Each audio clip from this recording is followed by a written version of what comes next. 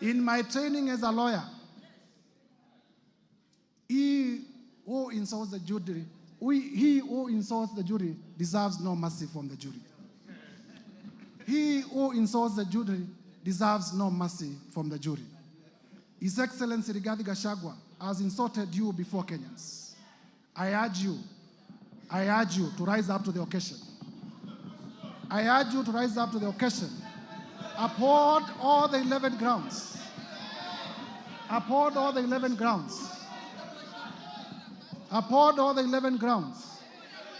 Mr. Speaker, there is evidence that I have not gone through. The whole issue of Wamunyoro investments and the land in Embakasi. I have evidence in my bundle of documents that His Excellency Rigathi Gachagua used his office as the Deputy President, called junior officers at the Ministry of Lands, forced them to forge documents to the effect that Wamunyoro Investment had bought the land in Embakasi long even before it had been registered as a company. That land, Mr. Speaker, belongs to a sickly civil servant. It belongs to a father, it belongs to a mother. Mr. Speaker, we must have a Deputy President who is compassionate. I watched the Deputy President yesterday on television displaying impunity and arrogance. He told Kenya, yes, I have said Kenya is a company, Mutadu. He has said that Kenya is a company. Unapologetically, he has said Kenya is a company. Is this the kind of a person you would want to be your Deputy President? Members of Parliament, I do not want to imagine that anything can happen to the sitting president. I do not want to imagine. But it is also a factual reality that something can happen to the president who is in power today. If anything, and God forbid, happens to the president who is in power today, is this the man you would want to complete the term as president? This man, honorable members, this man called Rigathi Gachagua has already said that the members of parliament in Mount Kenya are either to Gunia, I don't know what that means, or are collaborators, and that he will take them home. He has already said that where I come from, we deserve no development in Ukambani. He has said that the people of Nyanza deserve no development. He has said that the people of Western deserve no development nor appointments from the government. He has said that the people of the coast deserve no development from the government. He has said that the people of Northeastern deserve no development from the government. Those are the people you represent. Those are the people you represent. As you rise up to vote, please have the best interest of your people at heart. I urge you, honorable members, as one of your colleagues. I urge you, honorable members, as one of your colleagues. When this motion is finally put to vote, please vote to impeach Rigathi Gachagua. Please vote to impeach Rigathi Gachagua on all the grounds. As I conclude, Mr. Speaker,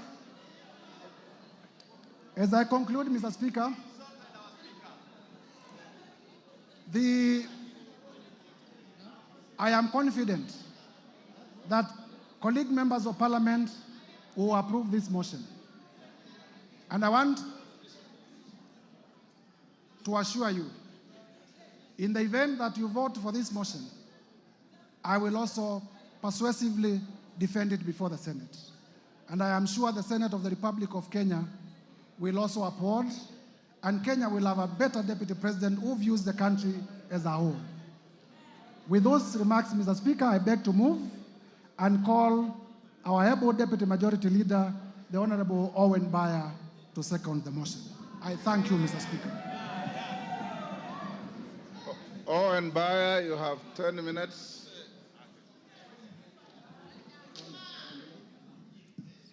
It's okay.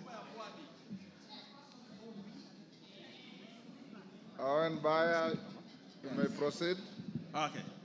Thank you very much, Honorable Speaker. Honorable Speaker, I rise to second the special motion for the removal from office by impeachment of His Excellency Rigathi Gachagua, the Deputy President of the Republic of Kenya. Honorable Speaker, in opening, I would like to thank the Honorable Mutuse for the courage and valor in tabling and moving this motion. Honorable Speaker, in his address yesterday, the Deputy President called Parliament and this National Assembly a theater of the absurd, a house of ridicule, a house which processes trash. That's what he said about this Parliament. Honorable Speaker, just like the Deputy President, I'm a student of literature, having been taught by the late Wasamba Were and the late Professor Imbuga. In the definition, Honorable Speaker, of the theater of absurd, a theater of absurd is without plot, is directionless, is laced with stupidity, lacks thoughts, lacks coherence of ideas. It is irrational and logical. If you have read the book by Samuel Beckett, you will know that in that book called Waiting for Godot, that he actually said, this Parliament is as good as that literature. Honorable Speaker, I sit in this Parliament and many of you do that. Members, are we a theater of absurd? Members, are we directionless? Members, are we stupid? That's what the Deputy President characterized this Parliament, that we are stupid, we are directionless, and we are people who are very useless to this country. Honorable Speaker, a person of the stature of a Deputy President who can say such things about this chamber does not deserve to continue to become the Deputy President of the Republic. Honorable Speaker, what is the theater of absurd, Honorable Speaker, is when the Deputy President demands that for the 8 million votes, from Mount Kenya, he should be paid 2,000 shillings, translating to 16 billion shillings, so that he can bring peace to this country. Honorable Speaker, that is the theater of absurd. That is the theater of absurd, Honorable Speaker. Honorable Speaker, the Honorable Rigathi Gachagua has committed impeachable offenses as provided in Article 150, 1 and 2. He has grossly violated the Constitution and has committed crimes under national and international law, as has been ably demonstrated by the mover of the motion. Honorable Speaker, looking at the evidence provided by the mover of the motion, Honorable Speaker, that is enough to impeach the Deputy President, and he must stand impeached by the end of the day today. Honorable Speaker, Article 131E of the Constitution says the President is a symbol of national unity. Read together with Article 147(1), that the Deputy President is the principal assistant of the President and shall deputize the President in the execution of the functions of the presidency. Honorable Speaker, for this to happen, there must be harmony at the top, in spite of how they were elected to office. His shareholding utterances, and we saw the utterances on the TV here, as demonstrated by the mover, on the shareholding. This ensures that there's no harmony at the presidency. But what the Deputy President wants to do is to balkanize this country. Balkanize the country where, like in George Orwell's Animal Farm, there are other people who are more equal than others. And as a parliament, we must refuse to buy into the theory of the Deputy President, Honorable Speaker. Honorable Speaker, the Deputy President has taken himself and wants to be a tribal king of the Murima, ready to break the country, sow seeds of disunity for his own political gain. And this chamber, today, by the end of the day, we must have no Deputy President who wants to balkanize this country. Honorable Speaker, the office of the Deputy President is a high office. as established under Article 130. The authority of his office must be exercised within the provisions of Article 10(2), which anchors the principle of national unity as core. The holder of this office must exercise this article at the highest level ever. Honorable Speaker, as Deputy President, he must be beyond reproach. Like Caesar's wife, Honorable Speaker, like Caesar's wife, he must be above any form of suspicion, beyond reproach. But Honorable Speaker, the utterances and the actions of the Deputy President brings his reputation to disrepute because he has sown sort of disunity and he has taken a trajectory that is likely to bring balkanization of this country. For that, Honorable Speaker, we cannot continue to have a Deputy President who cannot uphold the oath of his office, and therefore Rigathi Gachagua must go. Honorable Speaker, if you look at the story of Pompey, the wife of Julius Caesar, you realize that although she had been accused of sacrilege, but the court acquitted her.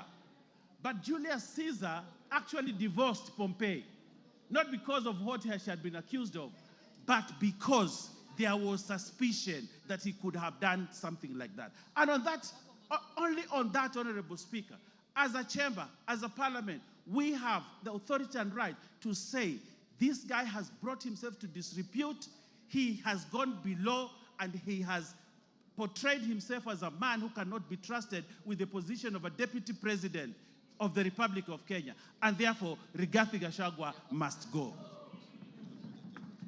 Honorable Speaker, Article 131(2), C and D gives the President and his deputy the responsibility to promote and ensure the unity of the nation and promote respect for the diversity of the people and communities. Honorable Speaker, the Deputy President has presided over the politics of exclusion and has championed the rise and resource allocation to only one region of this country. Has the Deputy President exhibited the values of national unity and diversity? No, Honorable Speaker, he has not. He does not embrace that value, a key value of the Constitution, and therefore, this Deputy President must remain impeached because for him, the vocabulary of diversity and unity does not exist in his vocabulary. On that premise, Honorable Speaker, the Deputy President, Geoffrey Rigathi Gachagua, must go by end of today. Honorable Speaker, Article 4, 5, and 6 of the Constitution, read together with the third paragraph of the Constitution of Kenya, reinforces the fact that Kenya is one united, indivisible state. In the same breath, Honorable Speaker, the Constitution establishes the structures of counties as units of sharing resources. However, the Deputy President has established an unlawful and constitutional structure of the country as a structure of sharing national resources, where we have now a new structure of shareholders and non-shareholders. Honorable Speaker, that is sacrilege. We cannot establish another structure of resource allocation apart from the one provided in the Constitution. But now we have a new structure where those who are shareholders in the country get more resources and those that are not shareholders don't get resources. For that new structure that he's trying to establish in this country, the Deputy President, Rigathi Gachagua, must go. Honorable Speaker, there was a time in this country, Honorable Speaker, if you allow me to say this, and I would ask you to add me a few minutes more to say this, that there was a time in this country when the Deputy Chief Justice, the Honorable Nancy Baraza, was bundled out of office because of impropriety, because of an issue that Kenyans thought was not proper. Nancy Baraza, just pinching the nose of someone. And she was bundled out of office, the high office of the Deputy Chief Justice of this country. That's what happened, Honorable Speaker. Just pinching a nose. And she was bundled out of office. But here we have a deputy president who has committed sacrilege, trying to balkanize this country. A deputy president who has called people names. A deputy president who has called a member of parliament a prostitute. A deputy president who has amassed wealth that cannot be accounted for. For that, Honorable Speaker, just like Nancy Baraza was bundled out of office, the deputy president must also be bundled out of office because of that impropriety. Honorable Speaker, we saw the mover has ably demonstrated to us how he took on a judge. But Honorable Speaker, it is not just a judge, it is a female judge, Honorable Speaker. Probably he attacked this judge because she was a woman, a lady judge. Where is the place of women judges or women in this country if we have a deputy president who has no respect for other female or lady leaders in this country? Honorable Speaker, for the abuse on a woman judge, a lady judge, the deputy president must go. Honorable Speaker, I know my time is running out, but I want to say this in closing.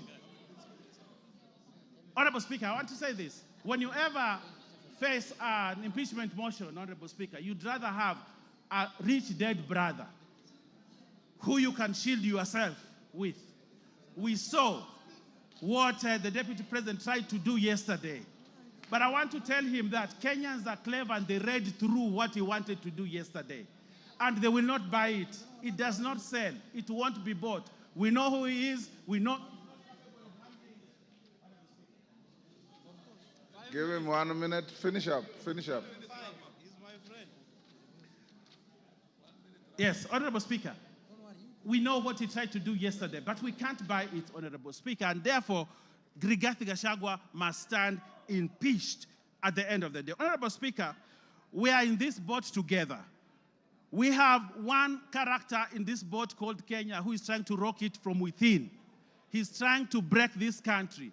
In that event, Honorable Speaker, we have a duty, if we're in that boat, to remove this one person from this boat and toss him into the high seas so that everybody is safe. And that is the duty that we must do today. And I want to convince even those that still have doubts of whether this guy should continue. I want to convince them we are safer as Kenya without Rigathi Gachagua as deputy president of this country. We are safer as a country. The northeastern region is safer. The coast is safer. The Nyanza is safer. And all parts of Kenya are safer. Honorable Speaker, and Kenya is safer without Rigathi Gachagua as deputy president. Mr. Speaker, we do not want Rigathi Gachagua to resign. We want this house, which he has called the House Theatre of Absurd, Honorable Speaker, to impeach him so that he knows that he needs to respect institutions also. Lack of respect of institutions, Honorable Speaker, is sacrilegious for the person of the stature of a deputy president. For that, Honorable Speaker, for not respecting this parliament and the Senate must impeach one Geoffrey Rigathi Gachagua tonight, and we send him home so that he knows his place in this country. For those many remarks, I second, Honorable Speaker, and ask other members to support this question. I thank you, Honorable Speaker. Order, honorable members on their feet, take your seats.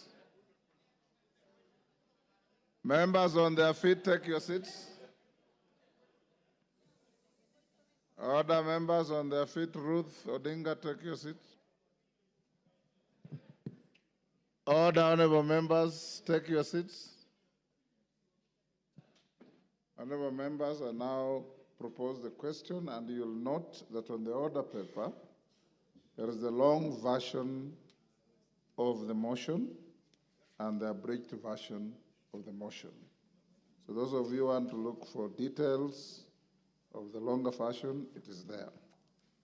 I now propose the question, which is that pursuant to the provisions of Article 145 and 151B and 2 of the Constitution and Standing Order 64 and 65, this House resolves to remove from office by impeachment His Excellency Honorable Rigathi Gachagua, EGH, the Deputy President of the Republic of Kenya on the following grounds. 1.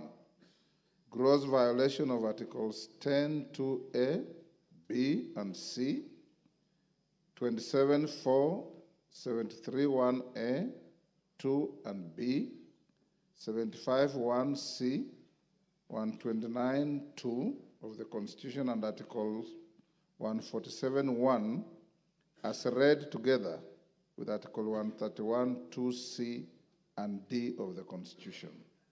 2.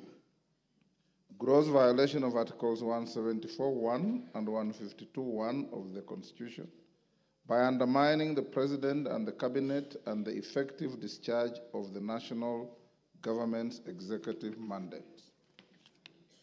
3. Gross violation of Articles 6(2), 10(2)(a), 174, 1861, 189(1), and the fourth schedule to the Constitution by undermining devolution. 4. Gross violation of Article 161 of the Constitution on the institutional and decisional independence of judges. 5. Gross violation of Article 3(1) and 148(5)(a) of the Constitution on the fidelity to the oath of office and allegiance. 6. Serious reasons to believe that His Excellency the Deputy President has committed crimes under Sections 13(1)(a) and 62 of the National Cohesion and Integration Act. 7.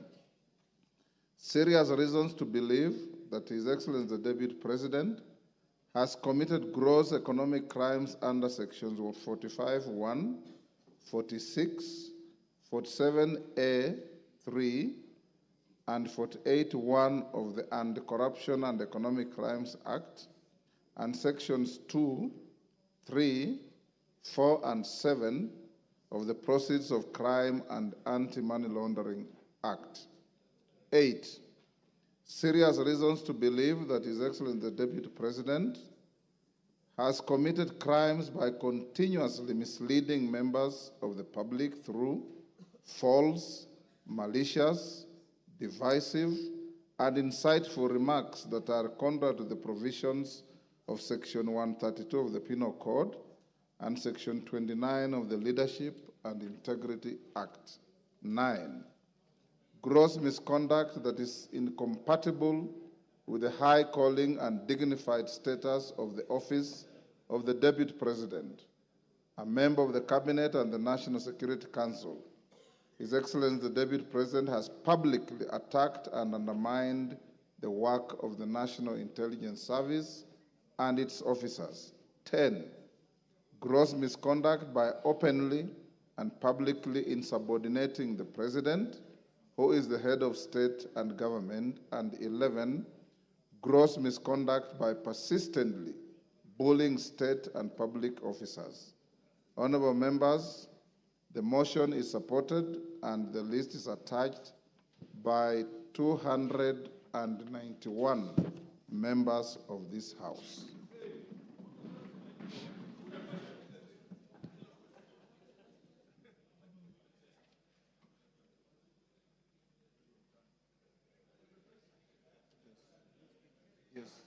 Members, before I open the debate, I received a letter from one Honorable Wandeto purporting to withdraw his signature.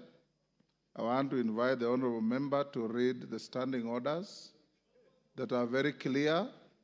Once you append your signature to a special motion, once you append your signature on a special motion, you have crossed the Rubicon, and you cannot withdraw that signature. Honorable Otiende Amolo. Thank you, Mr. Speaker. Mr. Speaker,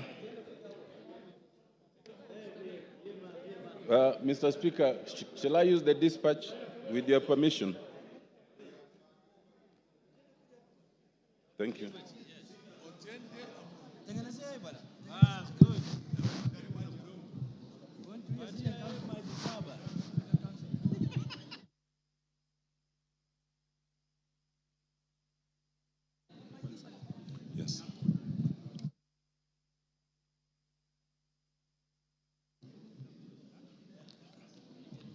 Thank you, Mr. Speaker. Mr. Speaker, this special motion is unprecedented but contemplated by the Constitution, and I support it.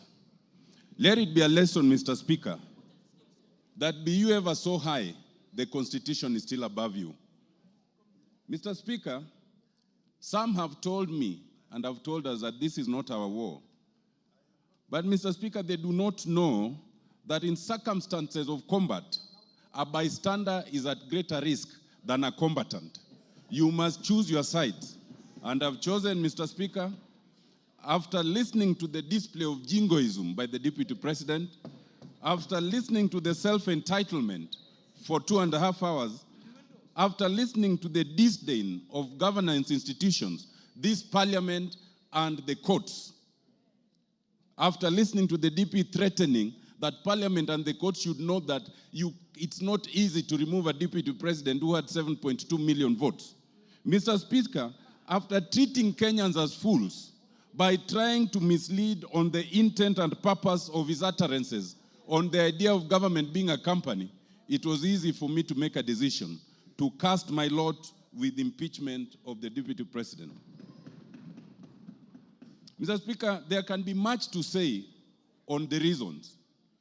It is easy, for example, Mr. Speaker, to talk about the confessions of the Deputy President regarding 600 million that his son under 30 years was able to acquire.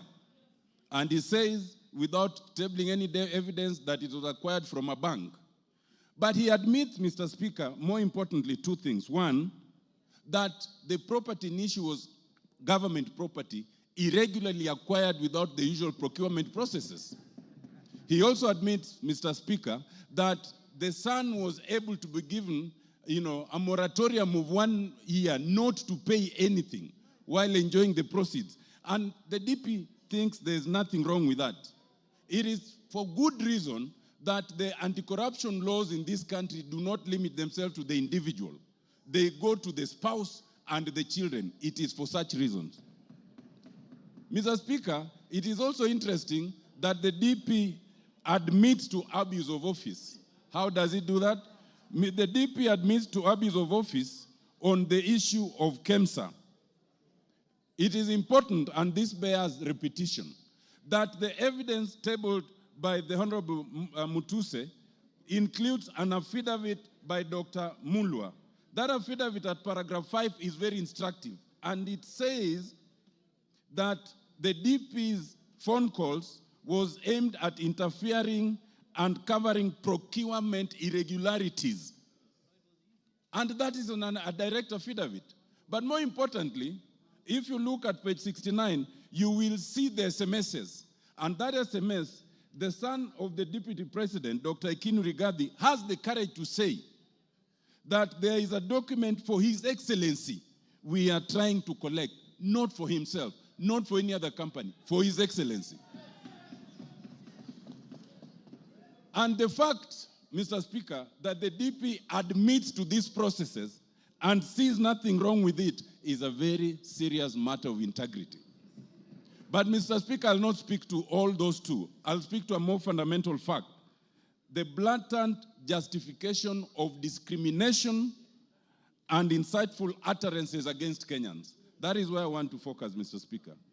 Mr. Speaker, in this, the DP, and they have gone through the documents, there are various clips where the DP repeats this, that Kenya is a company and those who did not vote for Kenya Kwanza are not entitled to enjoy the proceeds from that company. What worries me, Mr. Speaker, is that with a straight face, the DP could appear on live television and justify these utterances. How does he justify it? He says that he is entitled to do that because there are some partisan political agreements or promises that were made. What does that mean? The DP elevates promises at a political party level above the National Cohesion and Integration Act, Section 13. He elevates those promises at a political party level above the Constitution of Kenya. There are 15 different articles that speaks against this. The fact that the DP can think that he can justify such utterances and elevate these agreements above the law and the constitution is the clearest evidence that he must go because he has breached the constitution. It is important to note that Article 145, 1A and C do not say that if you are respecting a political promise, then you can breach the constitution. If that was to be the case, Article 24 would include that as a limitation. It does not include. If you want one reason, members, to impeach the deputy president is because he has admitted to breaching the constitution on account of a political promise. Mr. Speaker, Article 145, 1B is another interesting one, and it speaks to serious reasons to believe that the DP has breached the constitution. You do not need the hard evidence. Members, remember, for conviction, that is for courts. We are not a court of law. Ours is to look at the evidence and see if there's a serious and reasons to believe. Those serious reasons speak to integrity. They speak to impropriety. And if you look at them and then find that there's some impropriety, then ground 7 will have been proved. Ground 7 talks of the issue of acquired property coming to 5.2 billion. What struck me, Mr. Speaker, is that the deputy president took 1.5 hours to explain why he's not corrupt. Of the 2.5 hours, 90 minutes was to explain why he is not corrupt. The very fact that you take 90 minutes to explain you are not corrupt is prima facie evidence of corruption.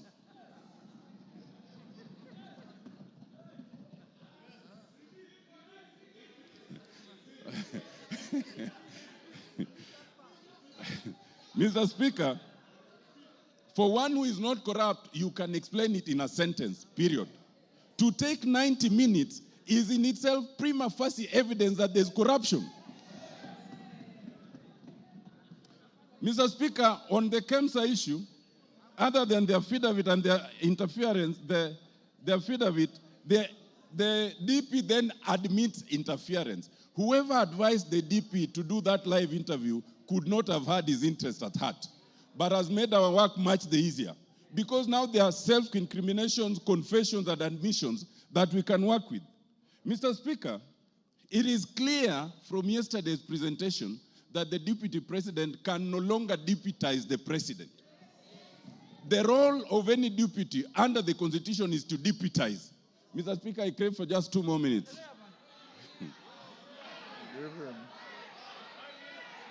So that, Mr. Speaker, even the fact,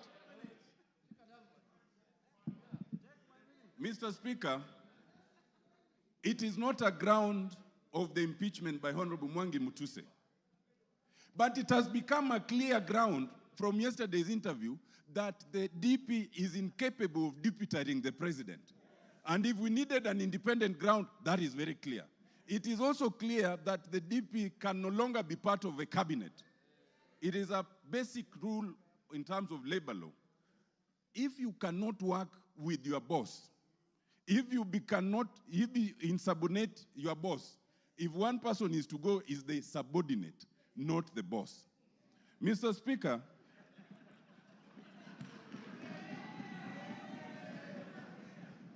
Mr. Speaker, I want to just close by addressing one issue, and it bears address. Some Kenyans, hello, Mr. Speaker, it is important to address this issue. Some Kenyans want us to divert attention from the impeachment that is before us. There's only one impeachment motion before us, and it's in respect of the deputy president. Now, some people have said, kufa makanga, kufa dereva. Now, let me explain to you. First of all, when you say kufa dereva, kufa makanga, you must remember that in that bus there are passengers. And those passengers can die if you are reckless. In this case, those passengers are Kenyans. We as parliament must navigate that issue so carefully that the passengers called Kenyans remain safe. Mr. Speaker, that is extremely important. Why? We are in a very unique position where we have a president and a deputy president, but we do not have an IBC. If anything happens right now, as we are going to, if we impeach the deputy president as we want to, as we need to, the position can be filled even without an IBC. But if there is no president and there is no deputy president, only the speaker can act for 60 days. Within those 60 days, there must be an election. We cannot currently have an election because we have no IBC. To have IBC commissioners, you need a president to nominate the board that will select them. Once the board is nominated and they propose a name, then the name must be forwarded again to us, and it's only the president who can nominate them. In other words, if you say kufa dereva kufa makanga, you want absolute turmoil for all the Kenyans to die in that accident. That would be a very reckless act. Mr. Speaker, I am convinced, having looked at the deputy president, having listened to him, that the deputy president is not remorseful. He is not sorry for any utterances. He is not prepared to change. He is a man who must be saved from himself by impeachment. Thank you, Mr. Speaker. I support.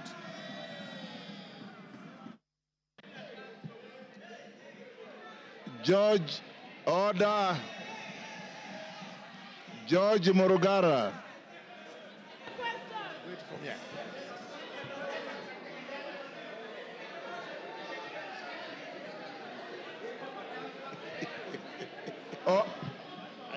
Order, order. Order, honorable members, order. Order, Bensouda. Freeze. Freeze where you are. Order, members. Order, honorable members. I know the limits of exuberance are high. Order. Beatrice, freeze where you are. I know the levels of exuberance are high, but let's listen to those who are speaking. There's a lot of requests to speak, and I did tell you that in a motion such as this, Dr. Bukose will not ask to put the question. So let's listen to each other.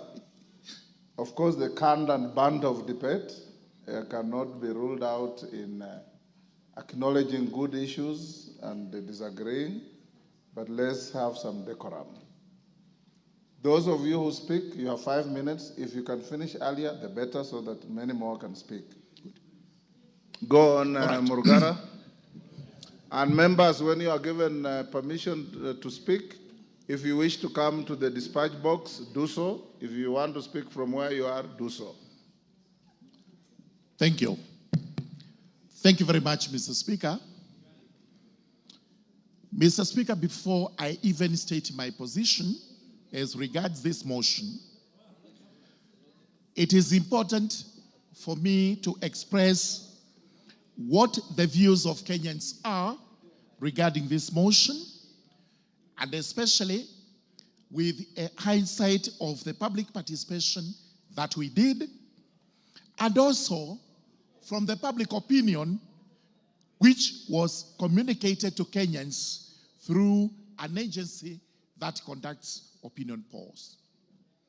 It is vitally important to remind Kenyans that through the public participation that we did on Friday and Saturday, it was overwhelming that Kenyans were in approval of the motion, and therefore we must respect their position. We must also remind Kenyans that an agency by the name TIFA has come up with an opinion polling, which again has indicated that Kenyans are in favor of the motion. Therefore, even as we debate today, even as we agonize over this motion, even as we consult the Honorable Mwengi Mutuse, as we have done from time to time, as regards this motion, it is quite clear that Kenyans are in favor of the motion carrying the day. I therefore respect the position of Kenyans. I respect the position of my constituents of Tharaka, and I do confirm that I rise to support the motion. That today, the motion that has been brought to this House to have His Excellency the Deputy President of the Republic of Kenya, the Honorable Rigathi Gachagua, impeached, carries the day by a vote to be taken by the House. I must commend the Honorable Mwengi Mutuse, who is actually my Vice Chairperson in Justice and Legal Affairs Committee, for work excellently done. And repeat the position he has made, that we are not a court of law trying a suspect.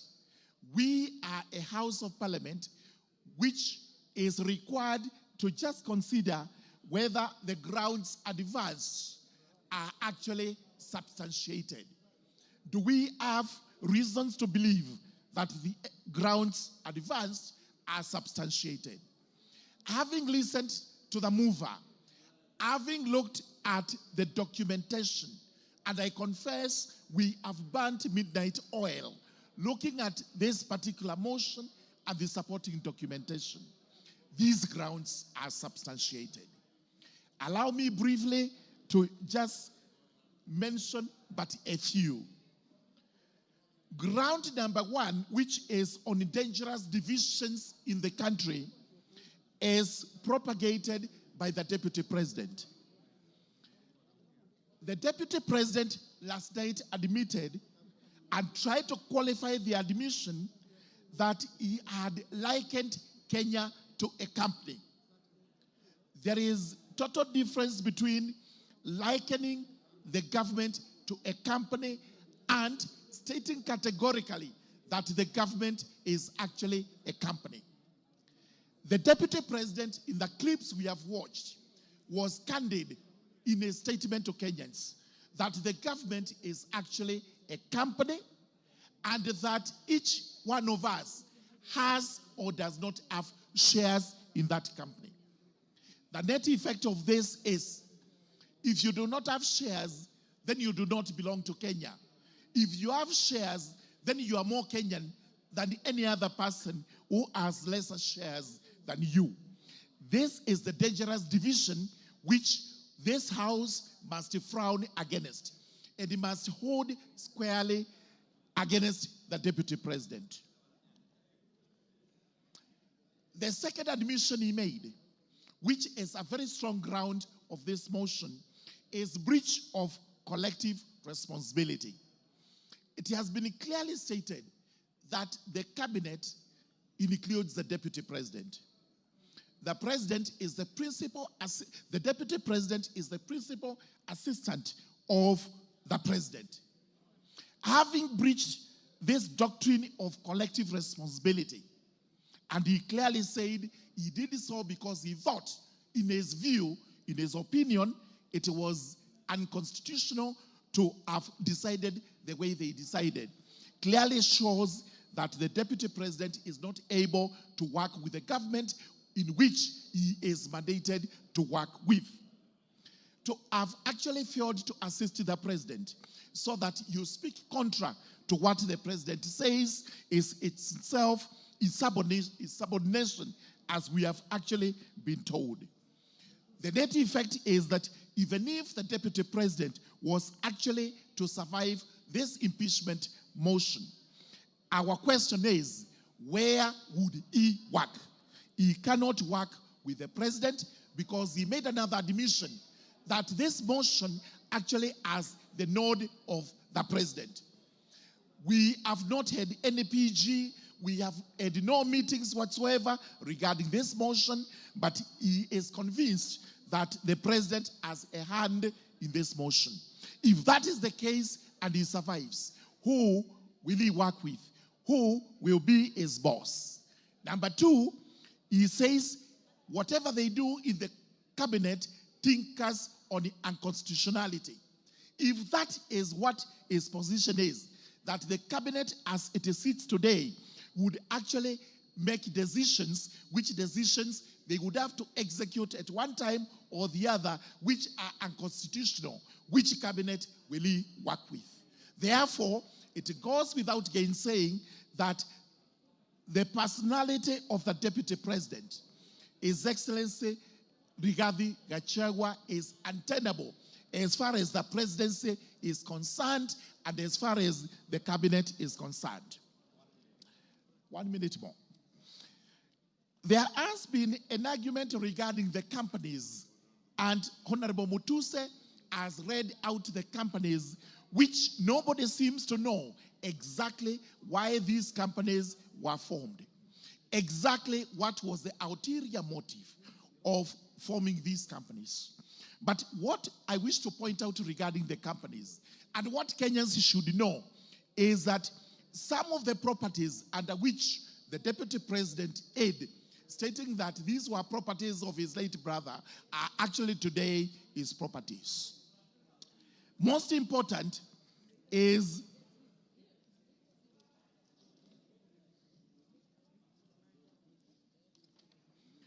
a property known as Kuruwitu Home Resort. This property was actually sold to another company known as Kuruwitu Properties Limited for Kenya shillings 250,000. As such of these companies indicate that Kuruwitu Properties Limited is owned by Vipigo Beach Resort Limited and John Y. Madenge. We therefore have to ask ourselves, who is Vipigo Beach Resort Limited? And CR12 indicates that this company is actually owned in shares by Keith Ekino Rigathi, Kevin Gachagua Rigathi, the estate of the deceased James Nderitu Gachagua. As we were told, these two persons named, Keith and Kevin, are not executors of the estate of the late Nderitu Gachagua. So if they actually own this company, which owns one of the properties of the deceased, purchased at Kenya shillings 250 million, then it goes without gainsaying that in fact, the Deputy President has an explanation to give regarding this. Finally, we've been told about the press statement he made in Mombasa, and this is the evidence of insubordination. The country was on fire. The country was burning. The president actually finished or completed giving what measures he would take to restore the country. The Deputy President went to Mombasa, where he gave a statement which in itself was inciting to Kenyans, casting aspersions on the government, casting aspersions on our agencies, and at the end of the day, we have also seen him casting aspersions on the judiciary, which is supposed to be an independent institution. What we are required to do as members of parliament is to prove only one ground. The rest of them may fall or may succeed. But I can assure you, out of the 11 grounds, there is cogent evidence that the Deputy President has committed acts inconsistent with his office, acts which in themselves warrant this House to impeach him today as we go to the vote. As I conclude, I urge the House, let us look at the bigger picture, which is the bigger picture of Kenya as a country. What we are doing is not to try and appease one person. We are trying to do this so that the country is saved. And we have always asked the question, the second in command who does not work with the first in command and his team, of what use would that person be to the country? With those very many remarks, I do beg to support this motion. Thank you. Mishimbogo.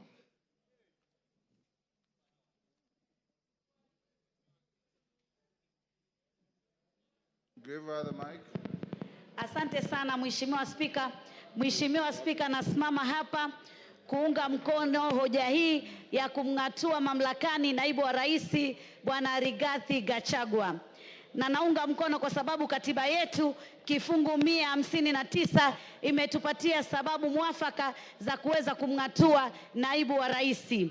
Na sababu ya kwanza imezungumzia kukeuka katiba. Na nikiangalia Mheshimiwa Rigathi Gachagua amekeuka katiba, haswa nikiangalia kipengele cha 10 ambacho kinazungumzia maadili ya kitaifa. Maadili ya kitaifa ikiwemo umoja, ikiwemo demokrasia, ikiwemo usawa. Mara nyingi sana amezungumzia mambo ya kwamba nchi yetu ni kama kampuni na ni ya washikadau, na amesema ya kwamba washikadau hawa ni wale ambao tu wamepiga kura katika serikali ya Kenya Kwanza. Hivyo basi kukiuka Wakenya wote, utovu wa nidhamu kwa hali ya juu, ile Kiingereza tunasema gross misconduct. Kwa mfano